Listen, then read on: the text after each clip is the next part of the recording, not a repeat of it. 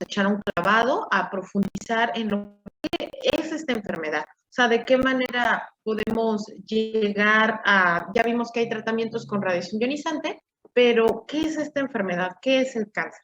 Entonces, algunos investigadores van a ver este diagrama que está en la portada. Hallmarks of Cancer es uno de los artículos más clásicos de la literatura para llegar a entender algunas señales biológicas que se investigaron y que se atribuyen que son las causantes de la enfermedad del cáncer. Se habla mucho del cáncer a nivel mundial, que es un problema de salud pública, y hay muchos investigadores que están pues trabajando en los tratamientos, pero también en los diagnósticos, etcétera. Y pues mucha gente te apuesto que te van a preguntar, más cuando escuchen que estás viendo algo de oncología. Te pueden decir, oye, ¿por qué no han encontrado la cura? O es un invento de la industria farmacéutica, etcétera.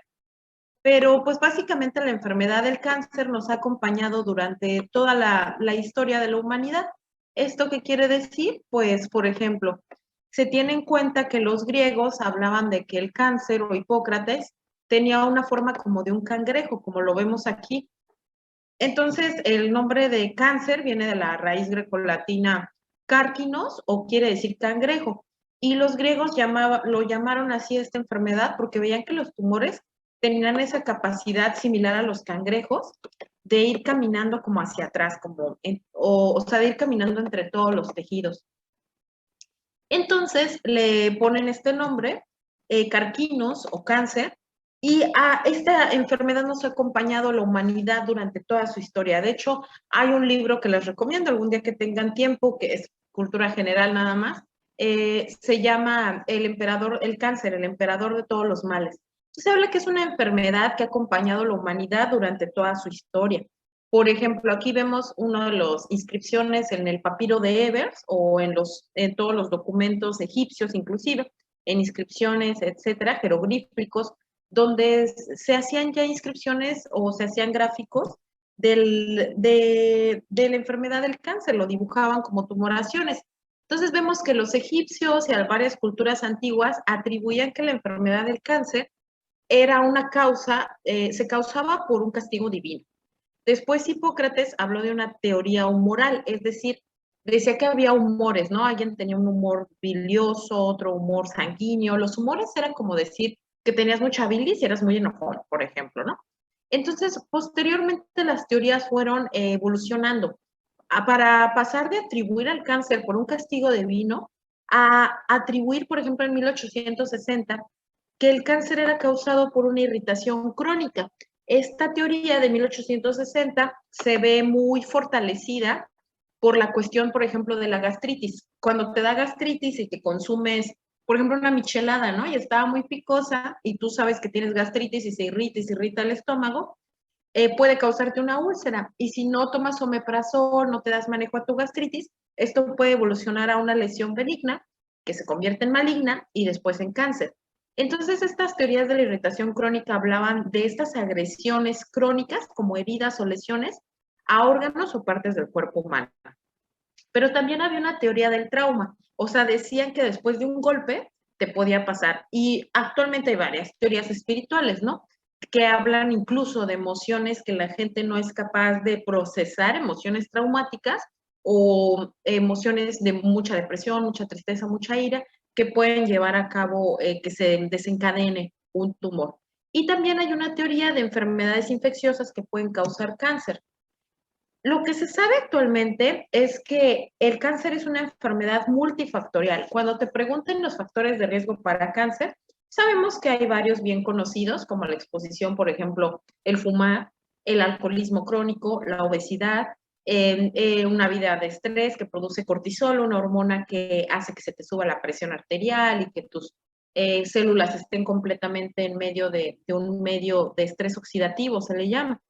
Entonces, genéticamente, pues vimos la vez pasada que hay algo que se llama oncogenes y otros genes supresores de tumor.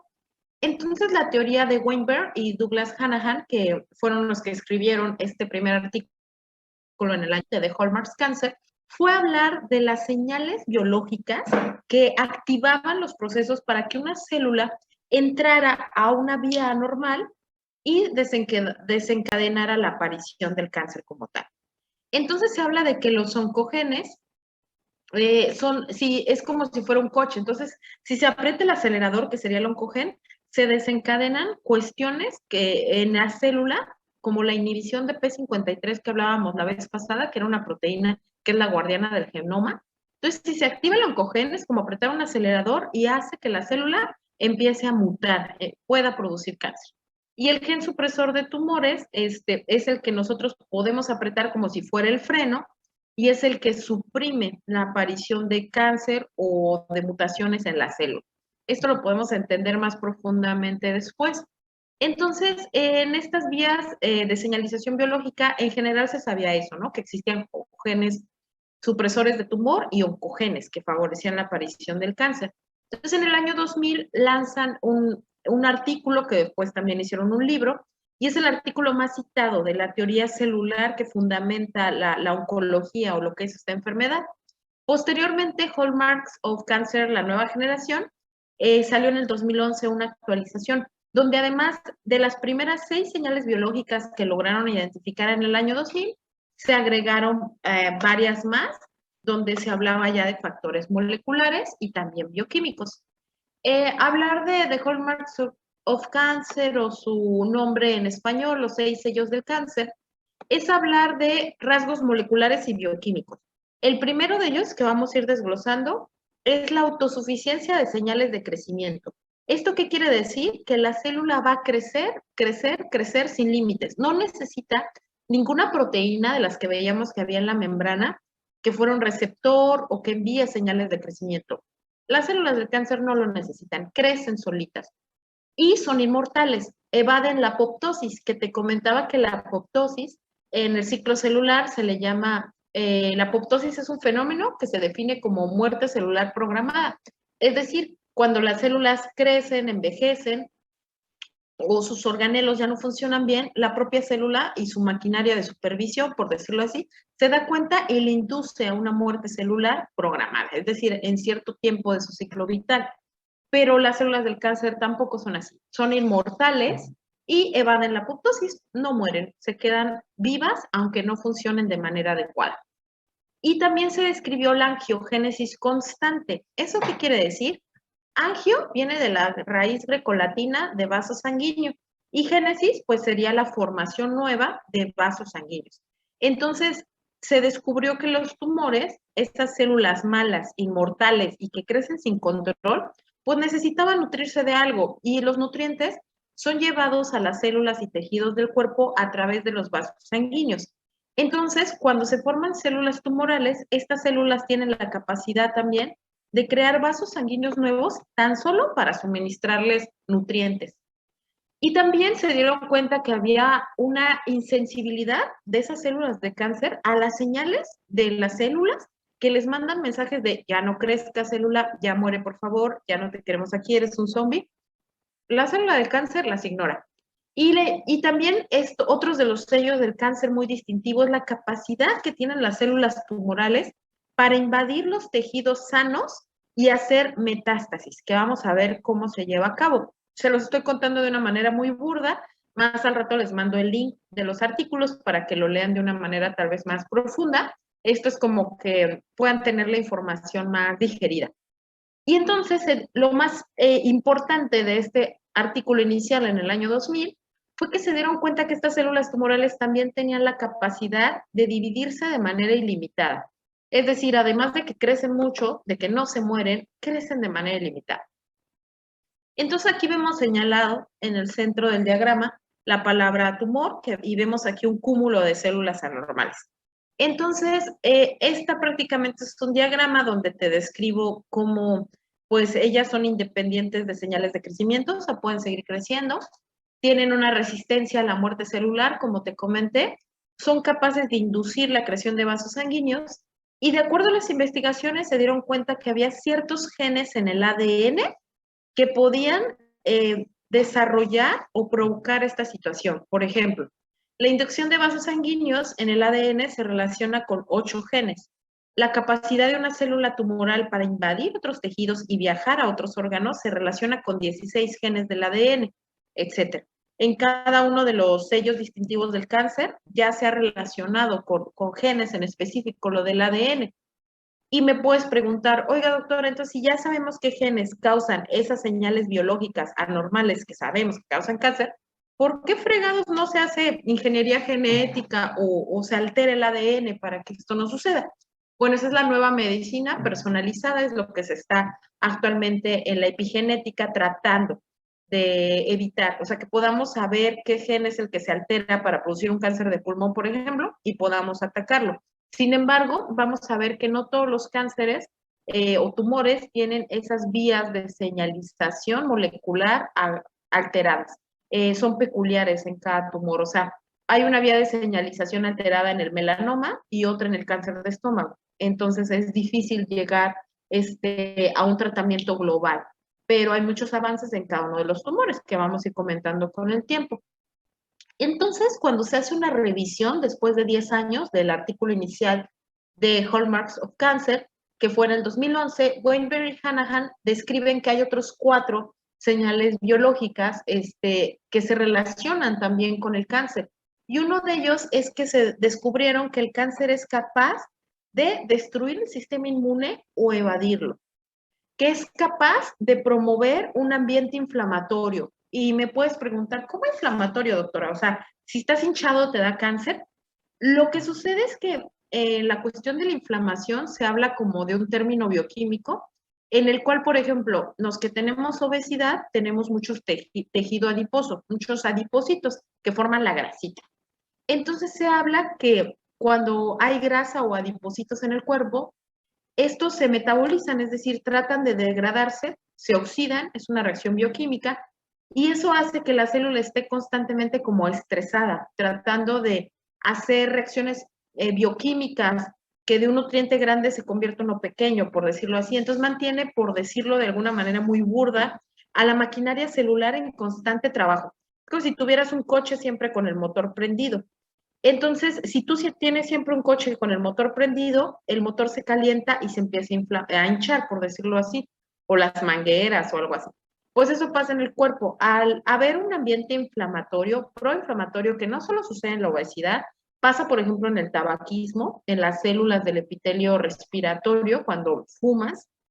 Esas cuestiones de inflamación o que mantienen a la célula en estrés celular quiere decir a su maquinaria constantemente trabajando para una función específica, por eso te puse la metáfora del coche prendido. Ese ambiente inflamatorio se descubrió que favorece la aparición del cáncer.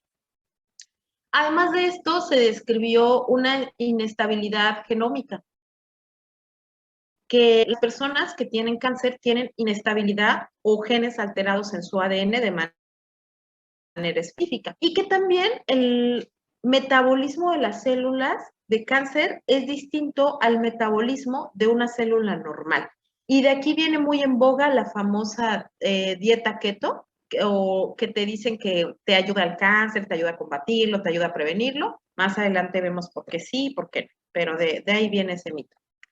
Entonces, como te decía, pues en cada una de estas señales biológicas, de este diagrama que es el distintivo del artículo de Hallmarks of Cancer, es el diagrama distintivo, vemos que entonces ellos se dieron cuenta que estas células del cáncer proliferan o se reproducen sin control y que esto se relaciona con la inhibición de genes del crecimiento, que se le llama EGFR o es un gen de crecimiento endotelial. Se dieron cuenta que entonces las células tumorales no mueren y que esto depende de inhibir ciertas enzimas o proteínas que se llaman sinasas dependientes de ciclinas. Se dieron cuenta que las células del tumor son capaces de evadir al sistema inmune. ¿Y cómo lo hacen? Activando ciertos anticuerpos. Te comenté que se dieron cuenta que las células del cáncer también son capaces de replicarse, es decir, además de reproducirse, crecer, de ser inmortales. Y esto es gracias a la inhibición en los telómeros o la enzima telomerasa, que vamos a ver qué es eso. Se dieron cuenta que el cáncer se relaciona con un ambiente proinflamatorio y que aquí podemos dar, por ejemplo, algunas drogas antiinflamatorias, o sea, o antioxidantes, por ejemplo, que eviten que la célula esté estresada, que el estrés que se describe a nivel celular no es el mismo estrés que tenemos nosotros por conectarnos a las 6 a la clase o por pasar esta materia. No, el estrés aquí no se habla de estrés emocional, se habla de estrés oxidativo, es decir, de una célula con su maquinaria activa constantemente. Y entonces, este tipo de descripción en este artículo permite también un área de oportunidad para generar ciertos inhibidores o fármacos, anticuerpos monoclonales, proteínas, etcétera, que puedan actuar en cada una de estas señalizaciones biológicas y pues dar tratamiento al cáncer. Entonces, como te decía, vamos a ir de manera muy general cada uno de estos. La teoría genética del tumor, no, como te dije, ya no se puede entender simplemente enumerando los rasgos de las células del cáncer, sino que debe, o sea, lo último que se descubrió en el 2011 es que no solo la célula del cáncer era el problema,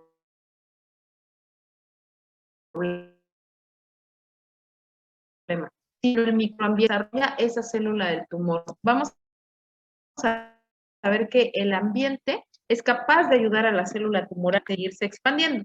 Entonces, este diagrama completamente complicado simplemente nos habla de que hay varios circuitos genéticos, enzimas, etcétera, que van a favorecer que la célula mute o cambie. Entonces, tú en el cuerpo humano, en tu cuerpo de manera normal, tienes células inmunes, células de las defensas que te han protegido hasta este momento del COVID o de alguna enfermedad, de la gripa, o que te protegen, te dan la enfermedad, pero no te da tan fuerte. Entonces, todo este sistema inmune que tienes, linfocitos, etcétera, leucocitos, células, actúan en tu cuerpo como superhéroes, porque te están protegiendo todo momento de infección. El cáncer como el supervillano del cuerpo humano. O sea, te lo voy a contar como si fuera un superhéroe para que sea más digerible y posteriormente exhortarlos a que puedan leerlos.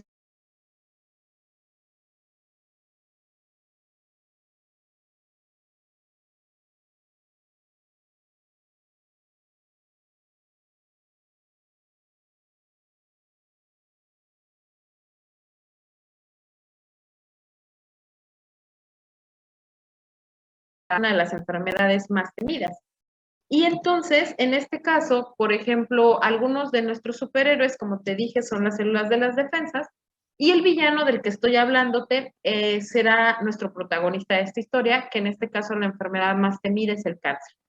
Entonces, hay una serie de alteraciones genéticas que te he mencionado de manera muy global, las cuales se llevan a cabo en la célula normal, que ya conociste, que tiene una membrana, que tiene un núcleo, que almacena de y estas alteraciones causan que esta célula enferme y se vuelva una célula cancerosa.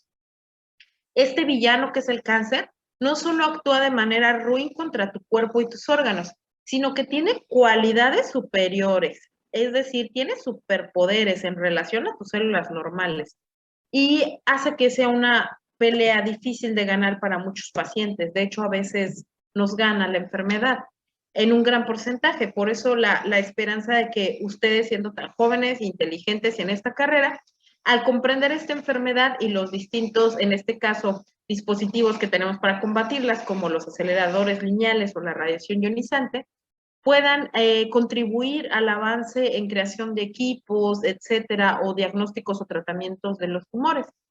Las células cancerosas no se crean de la noche a la mañana. O sea, eso de que dice mucha gente de me dio un susto, me pasó tal cosa y de ahí me dio un tumor.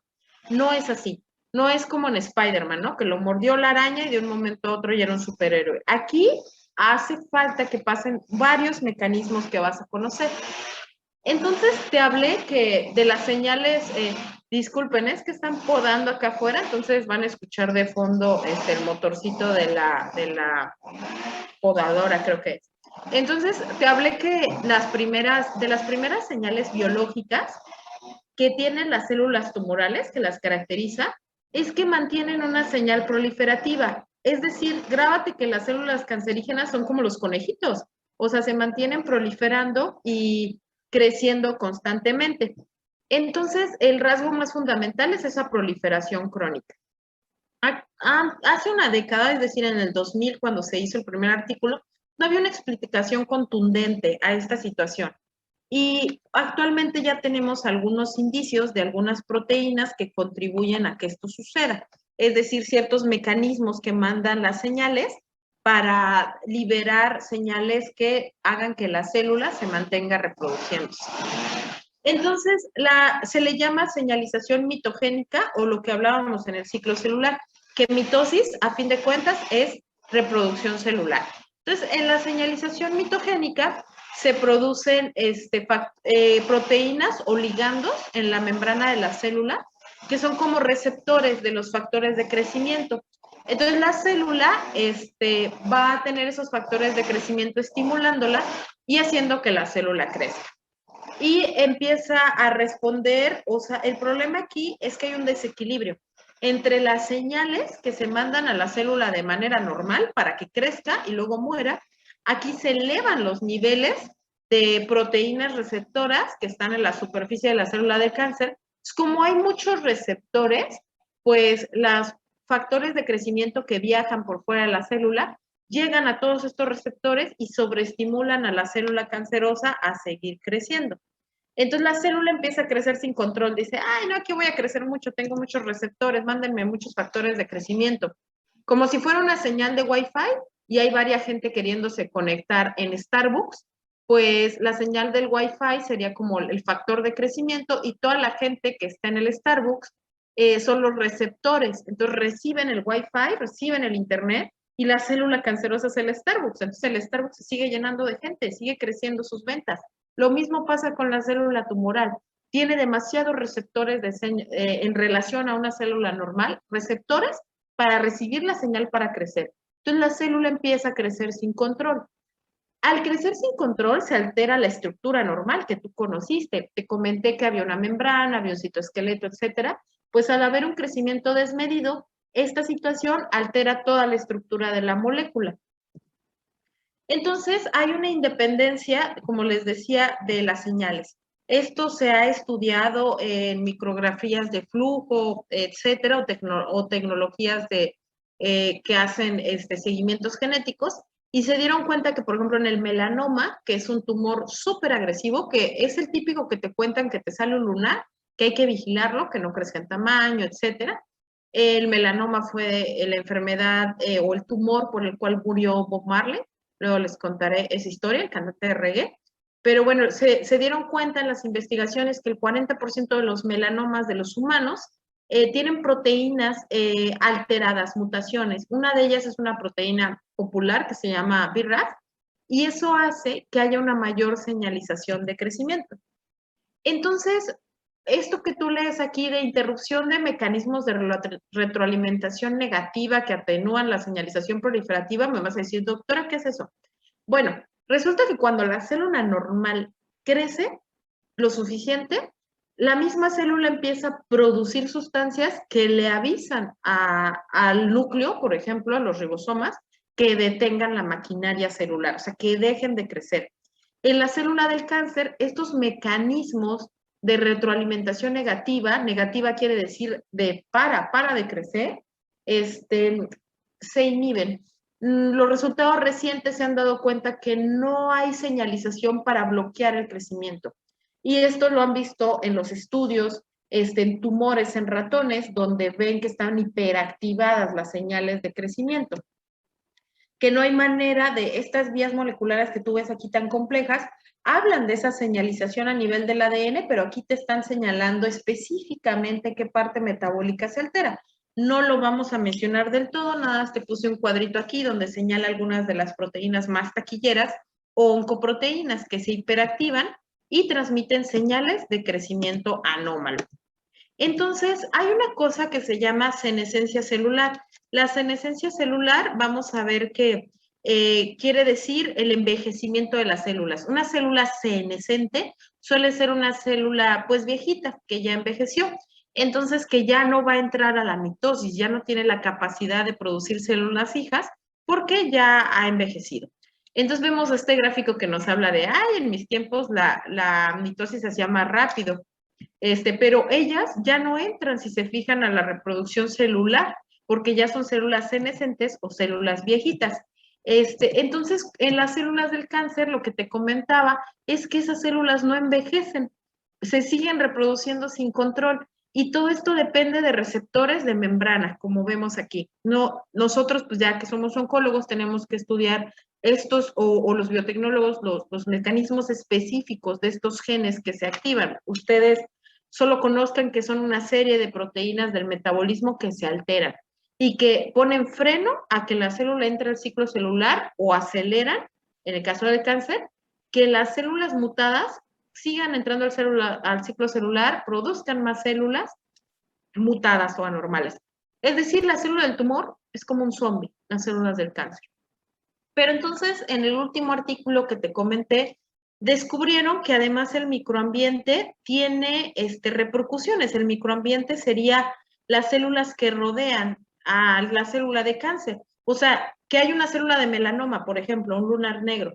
Se dieron cuenta que alrededor las células normales de la piel son reclutadas por la célula de cáncer que se está formando y estas células normales, al ser reclutadas, hacen lo que quiera la célula de cáncer. O sea, aunque son células aparentemente sanas, alteran su metabolismo para proteger a la célula del tumor, darle nutrientes, etc.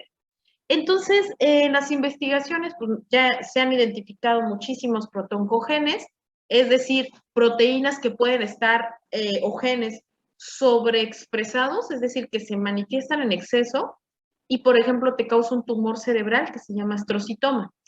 O que, por ejemplo, hay un receptor de factor de crecimiento, es decir, una proteína en la membrana de la célula que recibe la señal del crecimiento y que está mutada, como la proteína RET, y que entonces va a causar tumores de tiroides en toda una familia.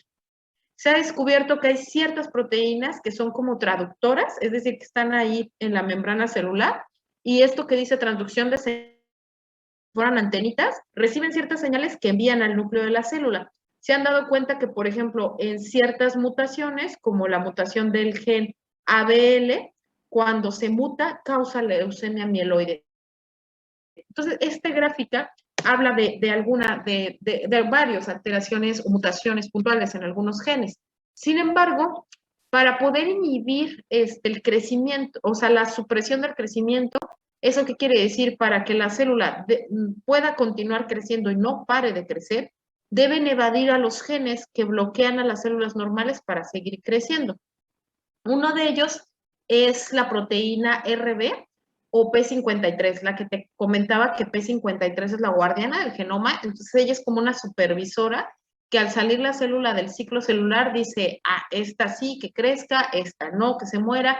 Entonces se dieron cuenta que cuando P53 no funciona, que es un gen supresor del crecimiento, causa los tumores.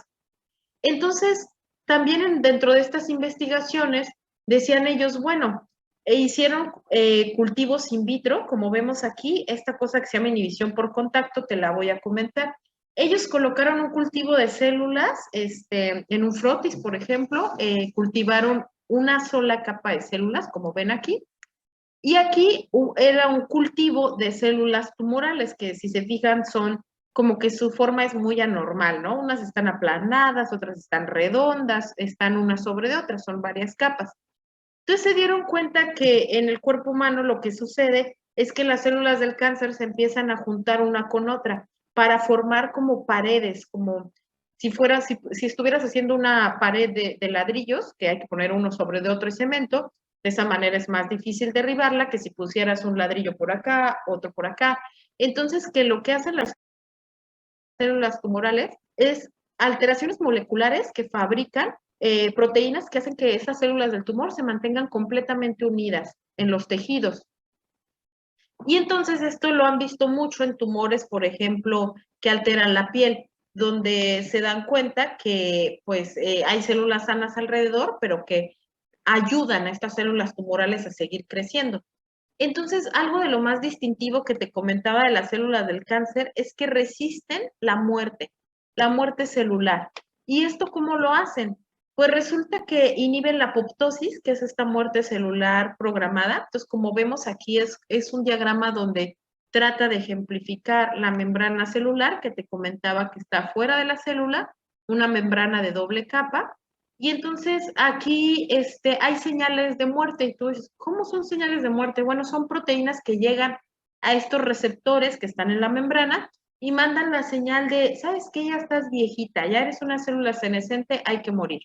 ¿Qué hacen las células del tumor? Bloquean a los receptores para que aunque haya señales para morir, no las reciban los receptores o que no haya señales de muerte fuera de la célula.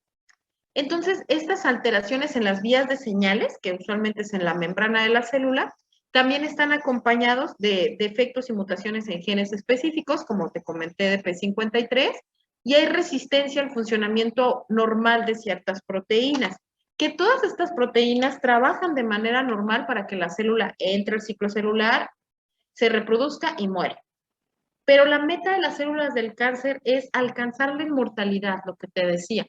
Entonces, quiero que observes este diagrama. Es un cromosoma de una célula normal. Como te he mencionado previamente, los cromosomas son similares, como ves aquí, a una X. Y se almacena el material genético compactado, como si fuera una serpentina, está completamente enredado aquí, compactado para formar los cromosomas. Y se dieron cuenta en investigaciones con mamíferos, con ratones, que existe una estructura que se llama telómeros. Y los telómeros son estos puntitos rojos que están a los extremos de los cromosomas. Como cuando agarras unas agujetas y que en el extremo tiene unos plastiquitos, así imagínate a los telómeros. Entonces se dieron cuenta que estas estructuras, cada que una célula se reproducía y tenía células hijas, te comenté que pues, le hereda el material genético, es decir, le hereda los cromosomas. Entonces, que cada que una célula normal se divide o tiene hijas, los investigadores se dieron cuenta que los telómeros se cortan. Como ves aquí, una división, el telómero o circulito es más pequeño. Se vuelve a dividir la célula, es más pequeño. Se vuelve a dividir, ya no hay telómeros. Hasta que ya no se puede dividir la célula, ya no tiene telómeros, ya es una célula vieja, entonces cae en muerte celular o lo que es lo mismo, apoptosis. Entonces los investigadores, al darse cuenta que los telómeros eran como una proteína que te digo que está en los extremos del ADN, pues dicen los investigadores, perfecto, hemos llegado a la fuente de la eterna juventud. Si logramos hacer una alteración genética que haga que cada que una célula se divida, no se corten los telómeros, como vemos aquí, la célula se divide, los telómeros están normales, se vuelve a dividir, telómeros aquí están normales, del mismo tamaño, se vuelve a dividir, los telómeros están del mismo tamaño, y esto causa un crecimiento ilimitado. Pero que esta situación, que al causar un crecimiento ilimitado, causa la inmortalidad de las células, porque es solo cuando los telómeros están completamente cortados o que desaparecen, que la célula envejece o muere. Trataron de hacer esta cuestión en ratones, de inhibir los telómeros, el que no se cortaran, y los ratones sí quedaban siendo bebés, por decirlo así, cachorritos, pero desarrollaron muchísimos tumores agresivos que no se veían en los ratones, como sarcomas, etc. Entonces, la célula del tumor, las células del cáncer, se caracteriza por tener un potencial replicativo ilimitado. Es decir, se puede estar reproduciendo constantemente para causar tumores macroscópicos, quiere decir tumores grandes que se ven a simple vista, y esta cuestión de inhibir la enzima, una enzima es una proteína, inhiben la enzima que degrada a los telómeros, al inhibirla a las células del cáncer, inhiben la apoptosis, la muerte celular, y son inmortales, son eternamente jóvenes, como Chabelo, entonces, pues, causan cáncer. Es un alargamiento anormal. Y además de esto, estas células tumorales son tan canijas que además de crecer ilimitadamente, como lo viste, ser inmortales y aparte reclutar a las células buenas de alrededor, las células del cáncer son maestras de su propio destino. Es decir, desde el principio se han dado cuenta los investigadores que, como ves en este diagrama, hay imagínate que es la piel, y estas células azul con amarillo son células tumorales que se están almacenando en este tejido de manera normal. Antes se pensaba que las células del tumor viajaban a otros órganos, como vemos aquí, que se empiezan a almacenar y a profundizar en el tejido en el que se encuentran hasta entrar a los vasos sanguíneos y viajar a otros órganos. Entonces, anteriormente se pensaba que esto sucedía solo en etapas avanzadas de la enfermedad. Habrás escuchado que a alguien le dicen, tiene una enfermedad fase 4 o enfermedad terminal. Entonces, antes se hablaba de que, pues, esta cuestión pasaba, que las células del tumor viajaban de su órgano principal, por ejemplo, una célula del tumor de próstata que se formó en la próstata, iba a viajar al hueso hasta que estuviera muy avanzado el tumor. Actualmente se sabe que no es cierto, que hay una proteína que se llama interleucina 1A y que desde el principio que se empiezan a formar las células del tumor, empieza a haber el riesgo de metástasis, es decir, que estas células puedan viajar por los vasos sanguíneos a otras partes del cuerpo. Como lo vemos aquí, se forma un tumor primario en la próstata, estas células azules anormales crean los vasos sanguíneos, como te comenté hace rato, para nutrirse, porque están en constante crecimiento, son inmortales, crecen mucho, entonces necesitan muchos nutrientes, mucho chocomilk, que se lo lleva a los vasos sanguíneos. Y después de crear estos vasos sanguíneos, usan a estos mismos vasos y arterias y venas para irse de viaje. Como si fuera el metro, van por la vía rápida, que es la circulación sanguínea y que llega a todo el cuerpo, viajan por aquí y de pronto las células de la próstata les encanta comer hueso. ¿De qué depende que ciertos tumores viajen a hueso, otros tumores cuando avanzan se vayan a cerebro? Esto depende de receptores que veremos en cada tumor en particular después. Entonces, viajan por estos vasos sanguíneos y son capaces de colonizar otro tejido. Aquí te pongo el ejemplo del hueso. Y lo hacen por extravasación, o sea, se salen de entre la vena, como un gatito cuando pasa a través de una ranura de una puerta, que se hace como chiquito, como que su cuerpo se hace más pequeño. Esto mismo hacen las células del tumor. Viajan en poros minúsculos de los vasos sanguíneos y se van a otra parte del cuerpo. La circulación sanguínea llega a todas partes. De hecho, de los órganos con más riego sanguíneo, que más sangre les llega, que son hígado, pulmón y cerebro. Por eso es tan frecuente que veas que el cáncer en etapas avanzadas invade esos órganos o el hueso, que también ahí está la médula ósea donde se forma como tal la sangre. Entonces, estos lugares son factibles para que los tumores viajen. Y actualmente se sabe que hay una serie, como vemos aquí, de mutaciones genéticas en ciertas partes del ADN, en ciertos genes, que hacen que este fenómeno no solo suceda en las fases terminales o en las fases avanzadas de la enfermedad, sino que pase desde que tú tienes 10,000 células tumorales, una de esas 10,000 va a empezar a viajar al resto del cuerpo. Entonces, en el 2011, en la actualización de este artículo de Hallmarks of Cancer, se describe esto que es lo más relevante que te estoy mencionando, que es la fase microscópica premaligna. O sea, células minúsculas que están viajando y tal vez no están pudiendo colonizar otros órganos porque son muy pequeñas o muy pocas. Entonces, los investigadores se echan un clavado y dicen, ay, pero ok, ya viajó esa célula de próstata al hueso, viajó una en la etapa temprana de la enfermedad, acaban de diagnosticar al señor, pero ¿cómo fregados logran las células del tumor colonizar? O sea, formar como otro vecindario de células tumorales en otro órgano. Entonces, aquí la teoría y lo que comprobaron ellos es que pasa algo muy curioso.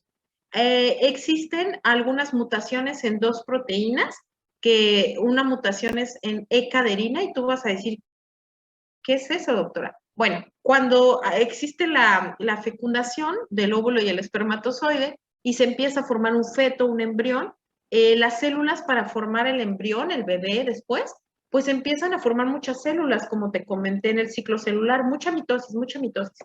Y descubrieron que fue en estudios in vitro, en embriones, en fetos, bueno, intrauterinos, las investigaciones, descubrieron que existe una proteína que se llama E-caderina, como lo ves en este diagrama. Entonces, estas son células, imagínate, de la piel.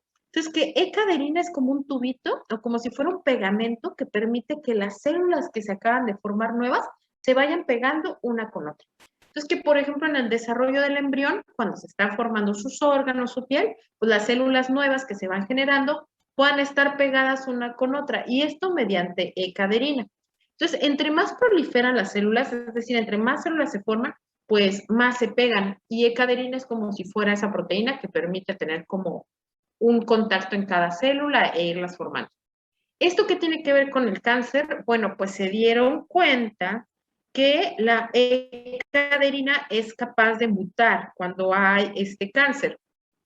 Y estas células, como vimos, de cáncer, su forma es muy alterada. Ya vimos que como son muy tontas, no tienen buenas señales de crecimiento, es como si fuera un conglomerado de células zombies, se empiezan a pegar a las células sanas alrededor.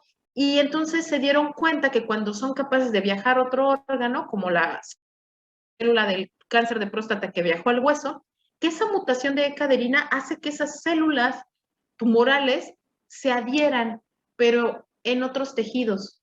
O sea, que el mismo fenómeno que sucede en el cuerpo humano para formar un nuevo feto, un embrión, sucede en el cáncer cuando tus células tumorales viajan de un órgano a otro, o lo que es lo mismo, hacen metástasis. O sea, se liberan proteínas como E-caderina para pegar estas células tumorales que invadieron un nuevo órgano y ser capaces de adherirse, pegarse, ser más fuertes y construir tumores, por decirlo de alguna manera.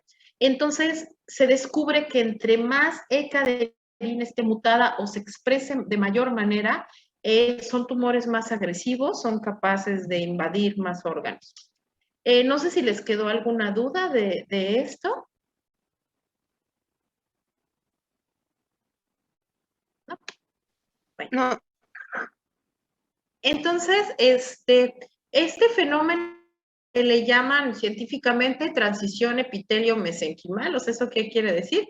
Factores que mantienen unidas las células de manera normal, pero que al presentarse en los tumores causan tumores, que las células tumorales que viajan se puedan compactar en otros órganos. Y esto, que las células tumorales sean tan amigas, que tengan mucha caderina y estén súper pegadas una con otra y muy compactas, disminuye que estas células anormales puedan morir o entrar a la apoptosis, porque están pues muy juntitas, están invadiendo. Entonces, permiten que colonicen otros tejidos.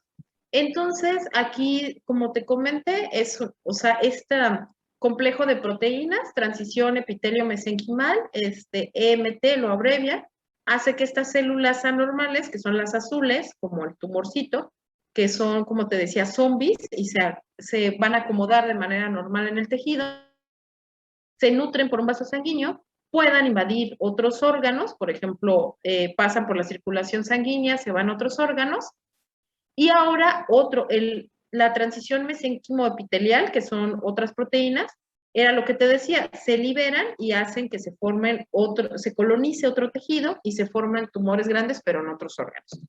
Esto es meramente por cultura general comentártelo, pero son programas de señalización celular, son proteínas, y que favorecen este viaje entre tumorales a otros órganos.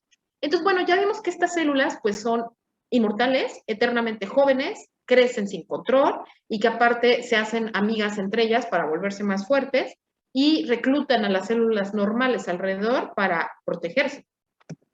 Pero pues este constante metal, o sea, al hablarte de que crecen mucho y que están siempre jóvenes y que son inmortales, esto habla de una constante necesidad por nutrientes para mantener a esta célula pues activa.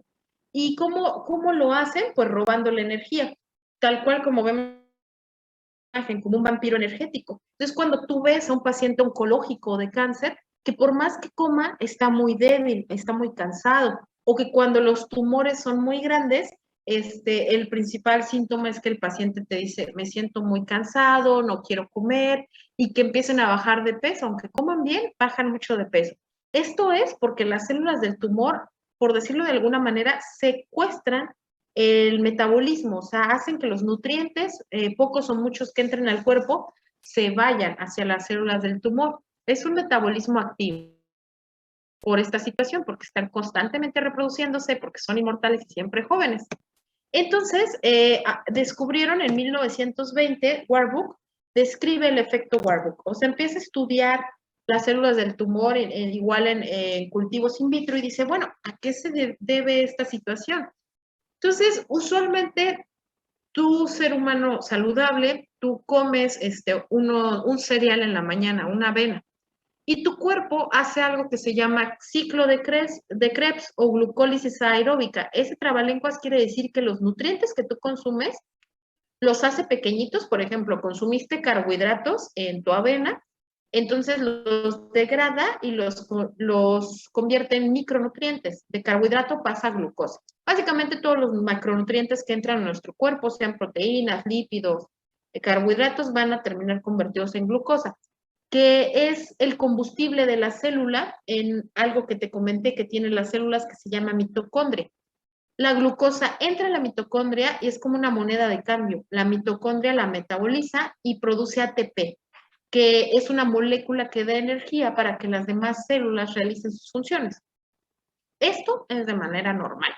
Pero ¿qué pasa cuando te vas al gym y eres como yo, que medio sedentario? Entonces haces algunas pesas o corres y al otro día te duele horrible los músculos, ¿no? Los chamorros o los muslos.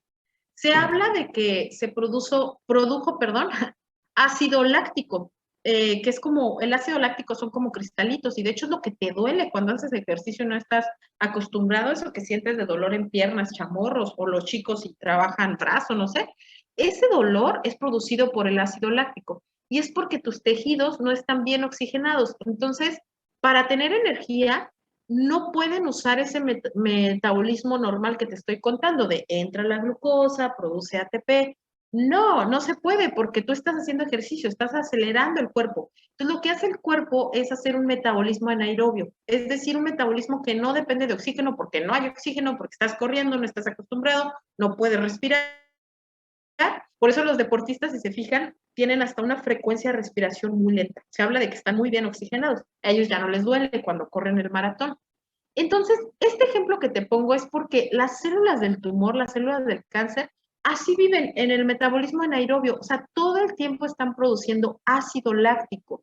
Ese ácido que te duele cuando haces ejercicio, que está en tus tejidos, aquí se produce de manera normal. O sea, se dio cuenta Barbuck que las células tumorales no necesitan oxígeno para producir ATP o energía para esas células anormales, como se hace de manera normal en las otras células. Y que esto es un metabolismo muy rápido porque no necesita oxígeno, o sea, rápido está fabricando nutrientes a partir de cualquier nutriente. Se le llama glucólisis aeróbica, o sea, sin oxígeno. Entonces, de aquí, de esta situación proviene, de esta transformación metabólica que te comento, de la glucosa convertirla a ácido láctico.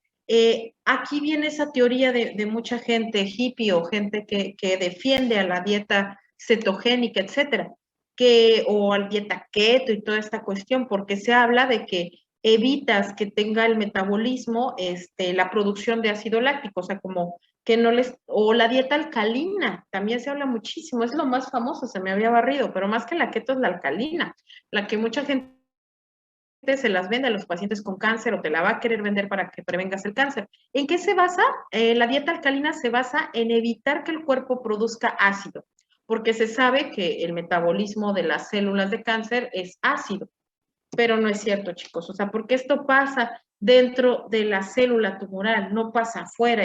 Y si tú haces una dieta alcalina, tomas agua alcalina de tlacote, comes todo lo que recomiendan que es alcalino, como verduras verdes, etcétera, estás creando un medio en todo tu cuerpo, sí, más alcalino, no tan ácido, pero eso no favorece ni destruye las células del tumor, porque este metabolismo ácido que te estoy contando es dentro de la célula, dentro. Y para entrar dentro de la célula hay una membrana de doble capa. O sea, si haces una dieta alcalina, esto no es capaz de meterse dentro de la célula. O sea, no funciona en resumen. Entonces, los nutrientes van a entrar a las células del tumor, lamentablemente, y también cuando venga el doctor Iván Meneses, que te va a hablar del diagnóstico de cáncer por vía de medicina nuclear, esto que ves aquí es un estudio de PET, un PET con F18FDG. ¿Eso qué quiere decir? Lo que te decía, estudios de imagen que permiten en tiempo real identificar células que biológicamente tienen un metabolismo muy activo. Todo lo que te comenté es porque la célula del cáncer tiene un metabolismo muy activo. Es biológicamente muy activa porque está metabolizando nutrientes, porque está creciendo mucho, es inmortal, necesita mucha comida. Entonces, este estudio de imagen, el PET, hace que te inyecten ese radiofármaco, el FDG, y ese radiofármaco tiene la afinidad, o como hace match, con las células del cáncer que necesitan, que tienen mucha glucosa. ¿Por qué tienen mucha glucosa? Porque te comenté que están metabólicamente activas, nutriéndose constantemente. Entonces el PET aprovecha esa circunstancia y aquí vemos un tumor en color rojo.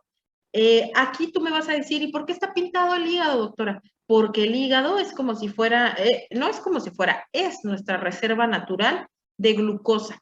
El cuerpo la almacena en forma de glucógeno, como si fuera un almacén de azúcar y nutrientes. Por eso cuando no comemos, pues el hígado ahí tiene sus reservas, podemos durar algunos días en ayuno. Pero no es normal que se pinte esta bola aquí en pulmón. Y el PET permite con este radiofármaco captar las células en lugares anormales que están consumiendo mucha glucosa.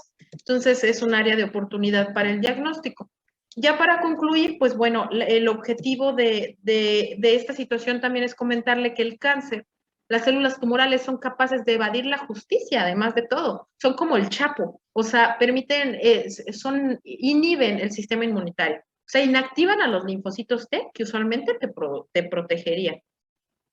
Esto que se descubrió de que aparte producen células inmunosupresoras, o sea, que te bajan las defensas, son capaces de evadir a los linfocitos, o sea, de interrumpir las señales, porque originalmente el cuerpo distingue que estás teniendo células que no van ahí, entonces trata de destruirlas. O los virus, por ejemplo, el virus del papiloma humano que se relaciona con el cáncer cervicouterino. Obviamente tu cuerpo, el tejido que está a nivel vaginal, detecta que el virus no es un amigo. Entonces trata de llevar a cabo, producir linfocitos, leucocitos y protegerse.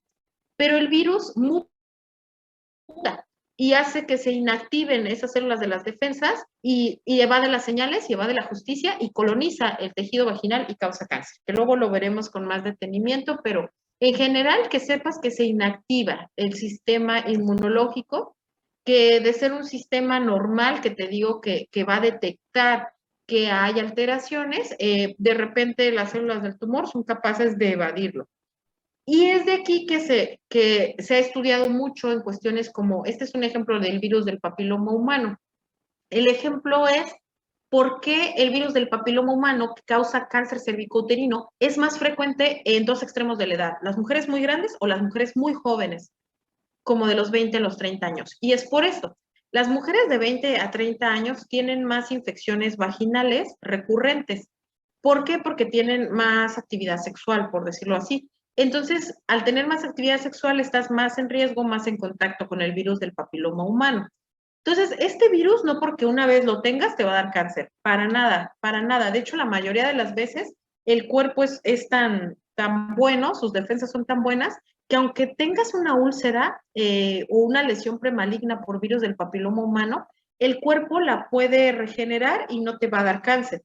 En un 80% el cuerpo solito se regenera, pero en el otro 20% no es así. Y esto es porque la infección se vuelve recurrente. Lo que te comentaba, los virus que pueden causar cáncer. Entonces la infección recurre, te vuelve a dar, hasta que el virus es demasiado fuerte y logra producir hasta incluso mutaciones en ciertas proteínas y de ahí al alterar el ADN o a alterar las células donde coloniza, el virus se sigue replicando y ahí puede estar en algo que se llama latente, sin causar problema, y es hasta los 50 años que las mujeres desarrollen el cáncer o inmediatamente en este periodo de juventud desarrollar tumores muy agresivos. O sea, los virus pueden evadir el sistema inmunitario, los virus que causan cáncer, o hay bacterias también relacionadas con el cáncer. En general, esto también es un área de oportunidad para los tratamientos, porque actualmente, por ejemplo, en cáncer de pulmón, que es el cáncer más agresivo y más mortal a nivel mundial, hemos dado cuenta que el cáncer de pulmón inhibe o inactiva los linfocitos CD4, un tipo de linfocitos, células de las defensas. Entonces, la inmunoterapia, que es lo más nuevo en cáncer, que es muy caro además, la inmunoterapia construyó anticuerpos que son linfocitos CD4, entonces les da a los pacientes con cáncer de pulmón, como que les reponen lo que el cáncer les quitó, y ahora sí, el pulmón es capaz de esas células de combatir el cáncer, y les va bastante bien. O sea, un tumor de pulmón es casi incurable. Es muy mortal, es muy agresivo, y es muy difícil diagnosticarlo en etapas tempranas. Decirte con esto que entonces el estudio de estas vías moleculares y biológicas nos ha permitido en cada uno de estos sellos distintivos del cáncer, como te comenté, las mutaciones, la formación de nuevos vasos sanguíneos, la inmortalidad, todas estas cuestiones que se han descubierto con estos estudios nos han permitido crear prototipos de tratamientos con objetivos diana, es decir, objetivos específicos, crear factores genéticos para poder favorecer la respuesta al cáncer. En la otra clase vamos a ver, les voy a mandar el artículo y esta situación, cómo estos sellos distintivos del cáncer se relacionan con la radiación ionizante. Aquí lo vamos a ver con la respuesta radiobiológica. Tal vez no la próxima clase, pero posteriormente, el 16 creo que es puente, entonces no vamos a tener clase, pero hasta el otro martes van a tener tiempo bastante de leer para poder ver cómo se relaciona esta situación con la radiobiología o la radiación ionizante. Entonces, como te comenté, los primeros sellos distintivos o causas del cáncer se describieron en el primer artículo, fue en el año 2000, se habló de varias alteraciones, después se descubrieron más cambios, como el ambiente proinflamatorio, las alteraciones genéticas en el 2011, pero lo más nuevo es que actualmente se habla de la epigenética, o sea que también tiene mucho que ver cómo te fue cuando tu mamá estaba embarazada, cómo fue tu crecimiento en la niñez, factores desde dietéticos, factores de estrés, factores laborales, y que toda esta situación, es decir, ya no solo el microambiente tumoral del que te hablaba, que era el que rodea la célula del tumor, sino el ambiente humano, lo que te rodea, donde trabajas, donde vives, con quién te juntas y qué comes, también causa cáncer. Entonces, esto es lo más nuevo, la epigenética, donde es la nueva generación, donde se habla ya de alteraciones en señales moleculares muy específicas y la probable creación de terapias blancas, o sea, de tratamientos específicamente en el ADN. Pero bueno, eso lo iremos viendo más adelante. Entonces, pues básicamente no todos los héroes usan capa, o sea, ya viste que tu cuerpo básicamente en un 90% de las ocasiones es capaz de evadir estas mutaciones. O sea, en un 90% tus células se exponen al tabaco y no te va a dar cáncer de pulmón. Esto que vimos es una impresión muy burda, una introducción de los cambios que ocurren a nivel molecular en las células tumorales y que sepas que esto es cuestión de mucho tiempo. O sea, de varias mutaciones, de evadir varios factores moleculares hasta que la célula tumoral se fortalece. No es de un momento a otro. Hay muchas áreas de oportunidad para la investigación y pues no sé si tengan alguna duda. Todo bien, doctora. Todo bien, ¿cree que nos pueda compartir alguna bibliografía como para complementar esto? Porque como que sí es bastante información. Sí, está súper, súper profundo. Ahorita se los mando al grupo del WhatsApp, para que lo vayan leyendo estos días que no nos vamos. Y la próxima clase lo comentamos en relación con la radiación, ¿de acuerdo? Sí, está perfecto. Muchas gracias. Bueno, pues que tengan muy bonito Recording puente, in progress. Muy bonito Recording fin de semana. stopped. Y cualquier cosa, sigo a sus órdenes. Más tarde les mando la información, ¿eh? Gracias, hasta luego. Muchas gracias. Gracias, doctora. Gracias, doctora. Gracias, doctora. Que estén muy bien. Igualmente. Bye. Bye.